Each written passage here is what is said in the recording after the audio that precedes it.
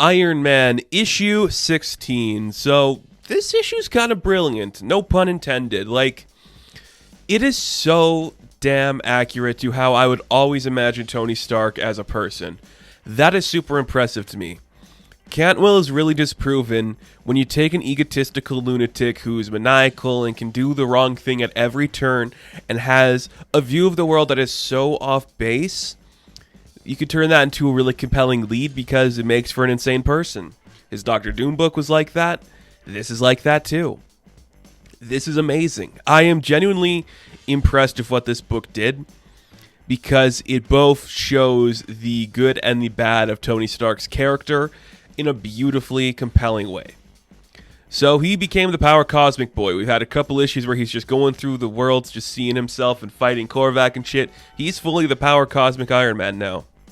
We cut to New York City, where the Super Space Friends, you got Hellcat, Frogman, War Machine, the Human Torch, and Gargoyle. They're having some nice dinner at an Oyster's place, and there's talkings like, so I think Tony's going to become a problem. Like, we can't get in contact with him. Patsy can't, telepathically link with him.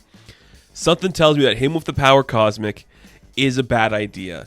We need to call the Avengers. We need to call the Fantastic Four. We should literally call every single person in the goddamn world that can do something about this, because we pretty much gave, the powers unknown to a god to one of the most egotistical tryhards ever to exist. And as they're having this conversation, trying to figure out where Tony Stark is, guess who shows up? Big old Tony Stark. He's hovering over the city. He turns back down to human size. He's like, guys, this is great. I'm so glad you made it back okay. And right as they're having this conversation, the Avengers and Fantastic Four show up. And it means nothing to this book, but just seeing the team show up, like the Avengers and the Fantastic Four, I'm like, oh yeah, there's Phoenix Echo. There's the Starbrand kid. It's so weird. Avengers is weird right now. They show up. They're like, everybody just calm down, okay?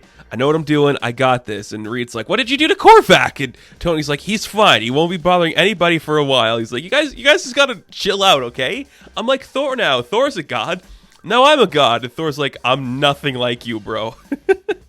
It's great. It is so great. And Tony's just trying to, spill his idea for his plan. He's like, look, I have all this power, but that's not what makes me powerful. It's this other thing inside me that makes me powerful.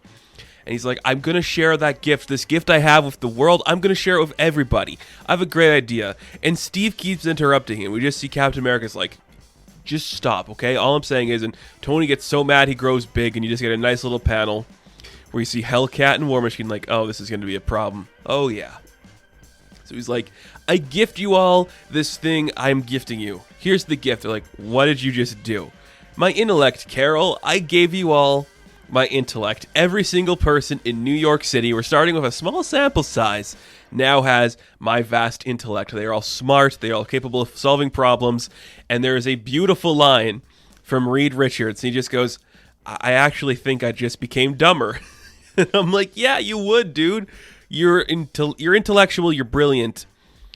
But Tony Stark is scary. So the big scheme that Tony had going on in his head, come back to Earth, I'm going to make everybody better. How do I do that? I know. I'm going to make everybody as smart as me.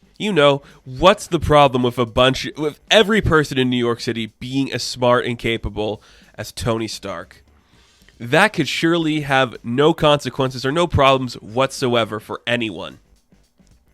Then we get a couple pages just dedicated to a couple people just, reacting. We see a couple, they're fighting and these problems, they don't really know how to, get into each other. Then they just find, if we trust each other as an equal partner, if we, to explore our marital dynamic, we work together, we can solve all the problems in our relationship.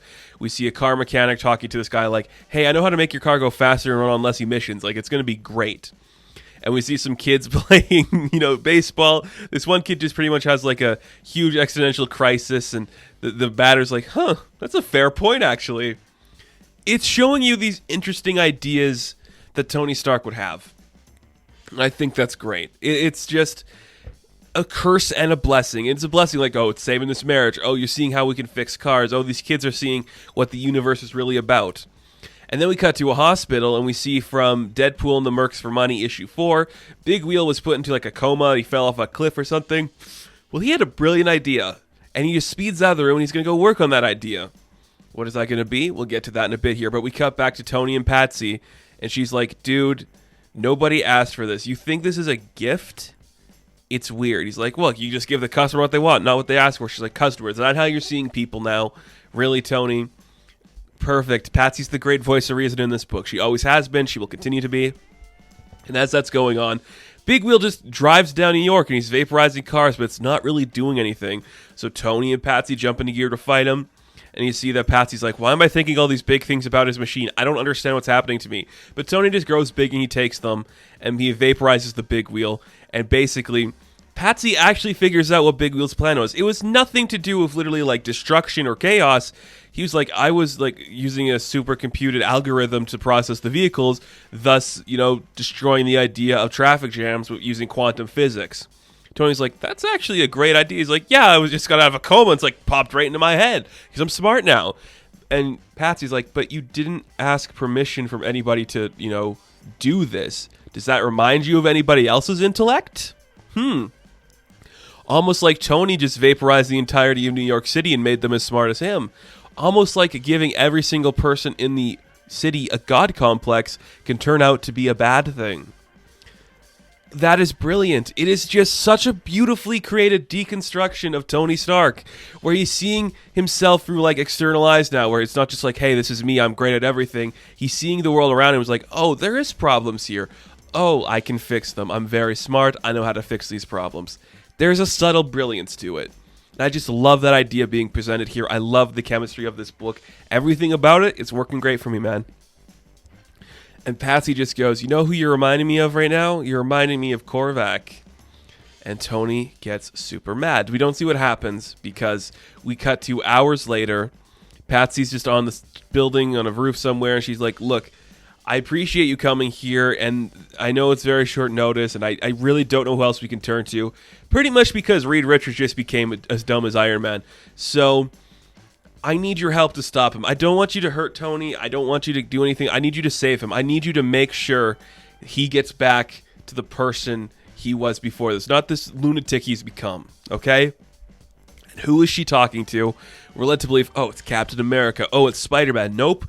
The person she is talking to is Victor Von Doom, and he's like, I will demote this Iron Man back to an Iron Man. I'll demote this Iron God, I should say, back to an Iron Man, one way or another. Once again, Cantwell just bringing in his Doctor Doom run.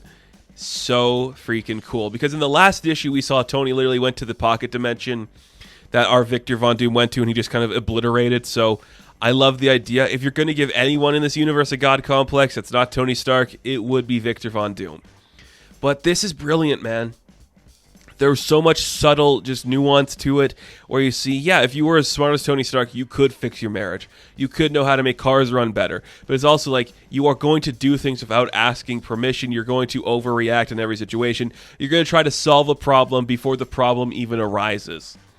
That is very Tony Stark. And when you give that man who thinks he can solve the world with simple circumstances the opportunity to become a god, you're going to have way more problems than you realize. And that is just something I really enjoy reading, and I just really think this book is doing something to Tony Stark that is very much needed.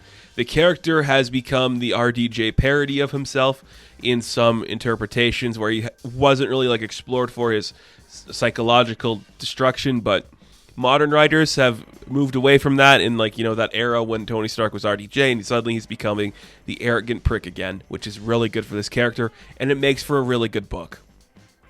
So Iron Man, issue number 16, I am going to give a 9 out of 10. And thank you guys for watching this review. Be sure to like and subscribe to the channel.